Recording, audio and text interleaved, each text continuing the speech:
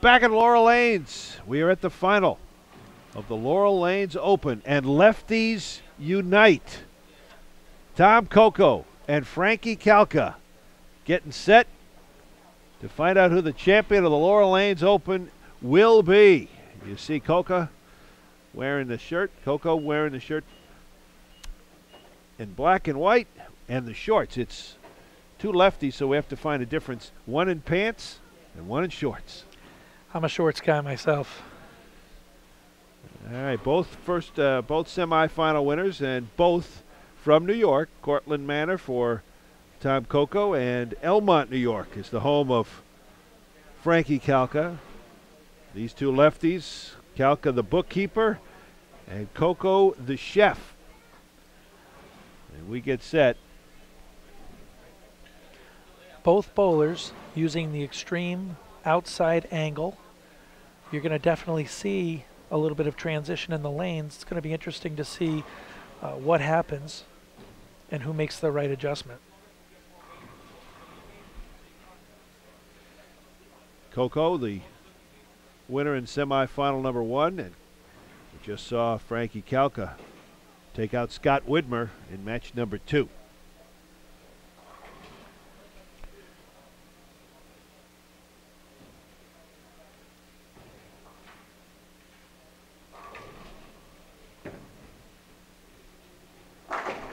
And Coco fires away. That's how you want to start the match off. Great shot right there. Best finish ever for Tom Coco in a NEBA. Second place. Frankie Calca has 5 titles. And while they're both left-handed, there's a distinct difference in style, correct? Yeah, definitely. Calca starts off with a strike. Another great shot, too, by Frankie. It might be just attrition.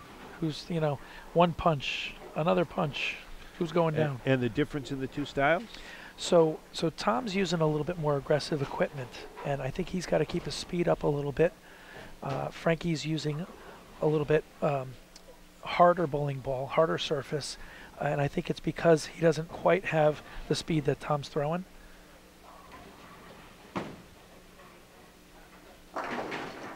Oh, and he got the kick action he needed. 2 straight for Frankie Calca. Big break right there, and you wonder what that does to your opponent when he's watching a less than perfect shot carry for 10. Now, when as a righty, you're probably able to watch and see what your opponent does a lot more often and relate it to your own game a lot more often than lefties. So this may be something unusual for two lefties to be paired up and get a chance to watch each other like this. Exactly. When you're bowling against somebody on the opposite hand, you're on an island. You got to figure it out all by yourself. But actually, Thomas can learn from Frankie's shot. Coco, just a nudge, and that's just enough. Well, he gets a break of his own. On that shot, he missed his target left again, but it was slow enough to actually make it all the way back.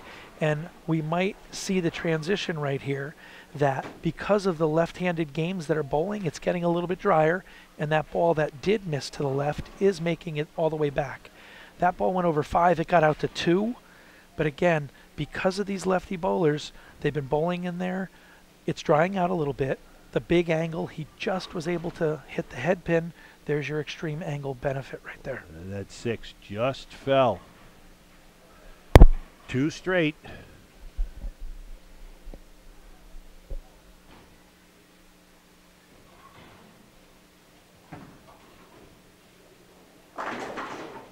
And this time, the 6 said, I don't think so. That was a great roll right there, a very strong, heavy roll, and the ball checked up just a hair earlier than it did last frame. Again, just coming in a little bit high, left an easy spare, the 6 pin. But again, we're seeing a little transition on the lane. Was that the same roll he's had? So that ball made it out to about the 5th board as opposed to the 2nd or 3rd. The frame before comes out a little strong. Hit it more directly on the head. Exactly. And the spare collected by Tom Coco. Again, they usually, for lefties, any spare on the right-hand side, they usually go ahead and use their strike ball, use that angle.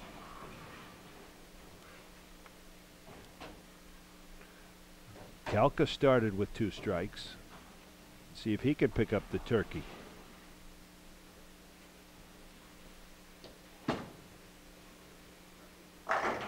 Yes, Thanksgiving's next month. Great shot right there. What I like best about both bowlers, they go up there, they know exactly what they want to do. There's no hesitation in their minds. Perfect shot. We see a good solid approach right here. Ball goes right over the 5th arrow, or the 5th board, I should say. The first arrow comes right into the pocket. Great shot. Calca trying to add to a slim lead. And that time, if you notice right there, he let the ball down early. He didn't hold on to the ball long enough and roll it. The ball got out of his thumb a little bit early. He didn't have a good roll on it. Kind of just threw an egg up there. And how tough is it to pick up? Not a hard spare.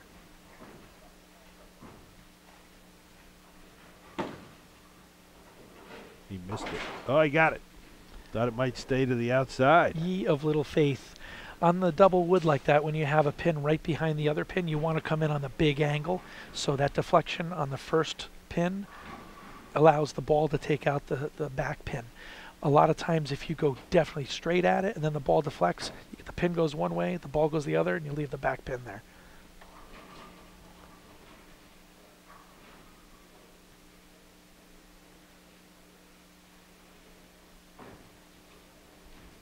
So here's Thomas Coco trying to start up a new string of strikes in the 5th frame.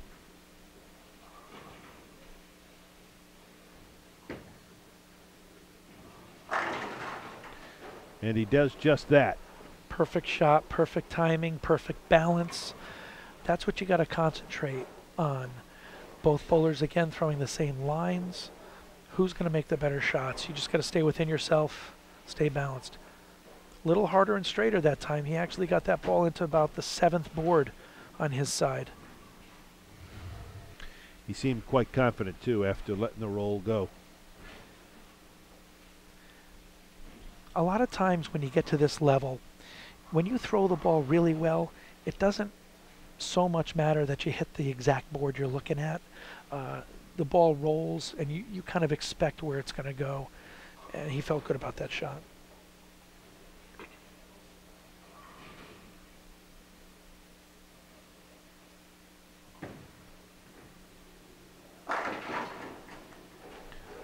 Got the action he was looking for. 2 straight. Very nice roll right there. Not doing much with the ball, not expecting the ball to go left out of your hand, stop breaking, and then come right back in the pocket. He's going a little bit harder and straighter at it. He made 2 great shots right there. 5th frame now for Frankie Calca, working off the spare in the 4th.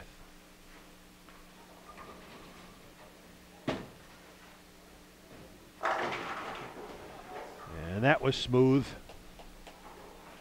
Excellent shot. You know, the one thing that I'm impressed about these NEBA bowlers, nobody gets flustered. Nobody, you can't intimidate anybody. Everybody's solid right here. And with short memories, after maybe missing a roll, not being as perfect as you like, coming right back. You definitely don't have time to beat yourself up. Talk to the pins every now and then helps too. Now, if you notice, that ball went a little bit longer. He got it a little bit left, and he actually had to beg the ball to come back and hit. What was the last pin to fall? The 7 pin, because that's when you flirt with those corner pins. But again, because we're in the 3rd match now, as far as bowling is concerned, the lanes are drying out a little bit, and those bowling balls are coming back from the extreme outside like they did not do earlier today. Coco working on 2 straight. Trying to pick up a turkey here in the middle of this championship match.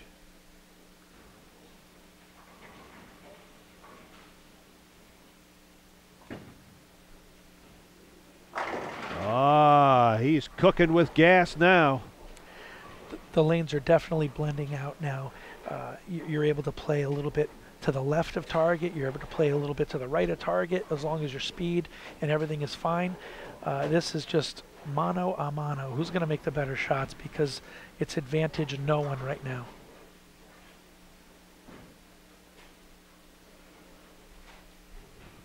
Three straight for Coco.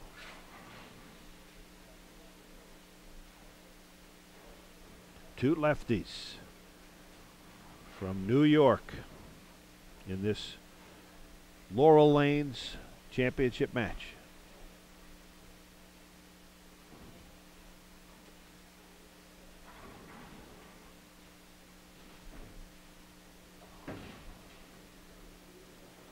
There's the quad. Yeah, they're really starting to open up right now, and that term that the bowlers use, open up, as long as you throw the ball good, you're going to have a real good chance to score a strike. And it's going to be fun. I think it's going to be a shootout from now on. You can tell they both have that little swagger after the roll.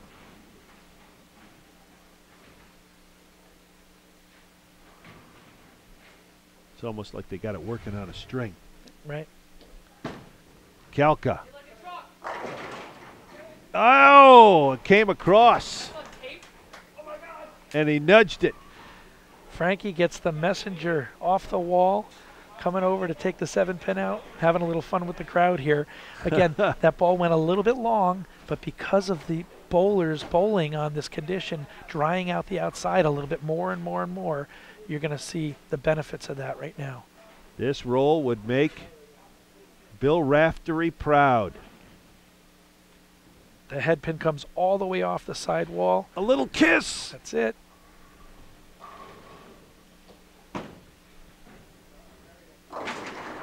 And that time the 7 was just too strong. Again, another light hit by Frankie. Just didn't get the carry on that one. It's going for an easy spare, but Thomas is in the driver's seat right now. That's 21 pins that cost him right there.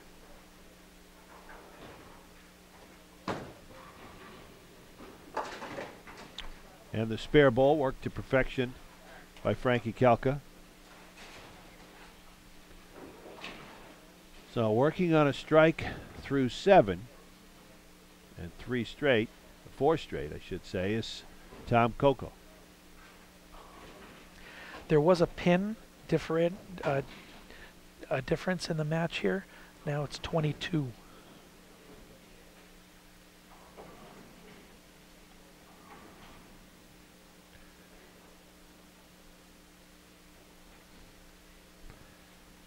And Coco is, I believe, starting to smell a little blood in the water. This is the shot right here. He certainly took his time. And Brooklyn is not in the house. So he really wanted it badly, like we all would. He goes up there and he just didn't stay within himself. Kind of rolled it a little bit heavy. Missed the target to the right. A little slow. About the 8th board, but he didn't get it quite out enough. He pointed it a little bit too much. Left himself with an easy 4-7 spare, though. And he's left Calca an opportunity to get back in the match. Well, it actually swung again, so now Calca is up by a pin.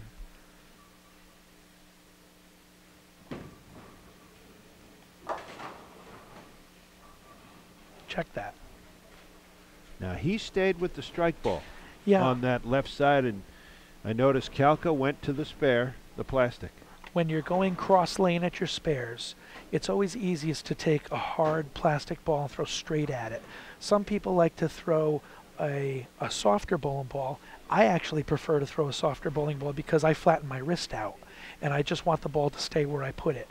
He actually did not flatten his wrist out. He kind of cupped it a little bit, and he gave it a little bit of a roll, and when it left his hand, it actually finished. That ball did not roll straight. It's finishing right now. It's hooking, and that's what caused the pick. Let's see if he can regroup. This is the 9th frame for Coco, and he does rebound a bit. Great shot right there, but you know he's disappointed in himself. Oh, you can read it all over his face. experience and maturity says you just got to let it go. Let it go. If you remember last tournament, Amanda Beck, I think she had a bad ball in the 8th or 9th, came back, thought she was out of the match, went right up there and struck 3 times. You got to let it go.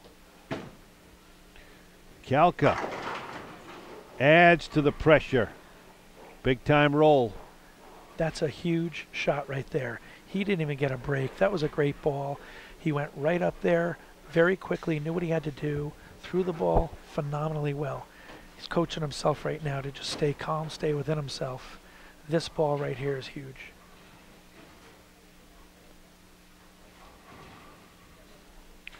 And he stayed within himself on the previous roll right here. Yep, 7th board straight up, good roll, kiss of the 7-pin.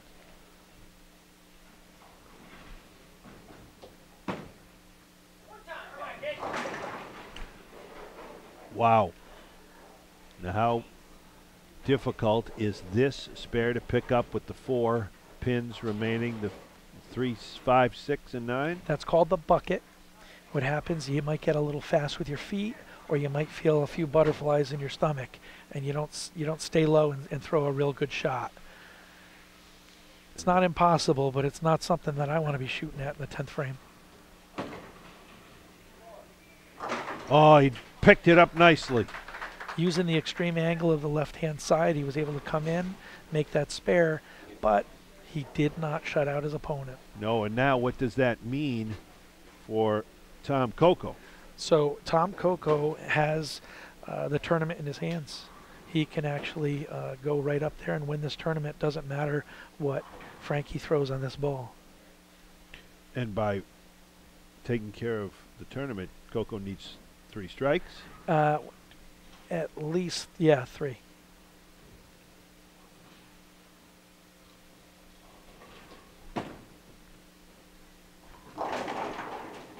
Well, Calca finishes at 237.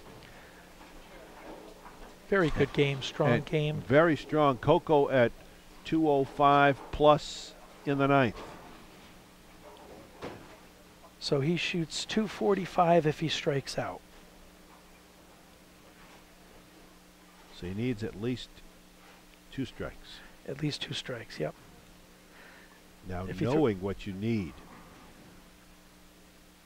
and coming through are 2 different. Well, you know, don't we always feel that we need a strike?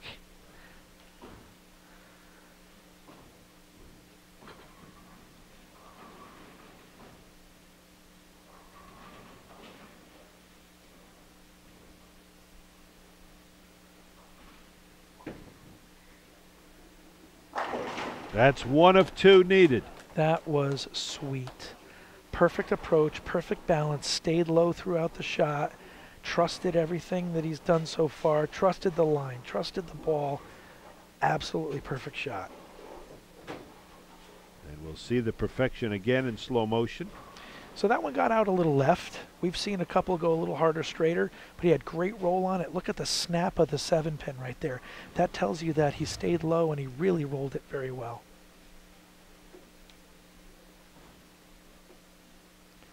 The way the pins fall indicate how well you throw the ball as well.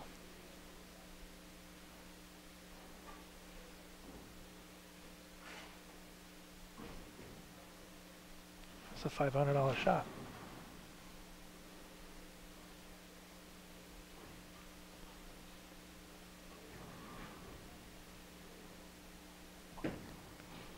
For the tournament, your new champion, Wow. Tom Coco. And a bit of a relief for the man from Cortland Manor. This match went back and forth and back and forth. Came down to making phenomenal shots. Tom throws the ball as good as you possibly can. Good speed, good roll, good results. And a first-time NEBA champ, that man right there. Well, he does have to keep it on the lane and get at least 3 pins. Okay. And right now, we have a bit of a sweeper malfunction. It's ready now, and actually no pins there. This might be a rocket right here. I don't think he's going to want to play over near the gutter. Oh, and they, oh. Hey, 3 pins, they fell. We didn't see that on camera, but the 4 pins came out of the pin setter, and they all went down. And I think Tom wants to take it and go home now. There's what's left of the misfeed. Is that what that's called? Well, you got to feel good if the pins are too afraid to stand up for you. They're falling down by themselves. They're scared.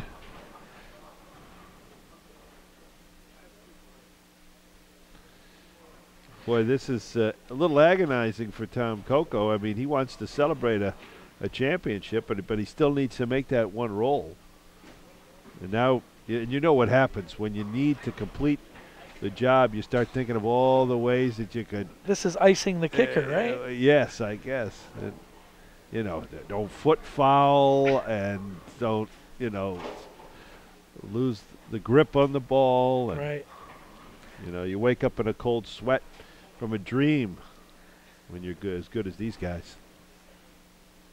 Boy, he goes right back to the gutter. And he got 8. More than enough for the champion, Tom Coco. Great match against Frankie Calca. Congratulations to both of our finalists. We'll come back and talk with the winner and have our check presentation. It's the Laurel Lanes Open here on CPTV Sports. I was very surprised he went right back to the gutter. That takes guts because he has to keep the ball in the lane. Throw it a little harder and straighter. Gets 8, plenty enough to win the match. And we'll be back in a moment.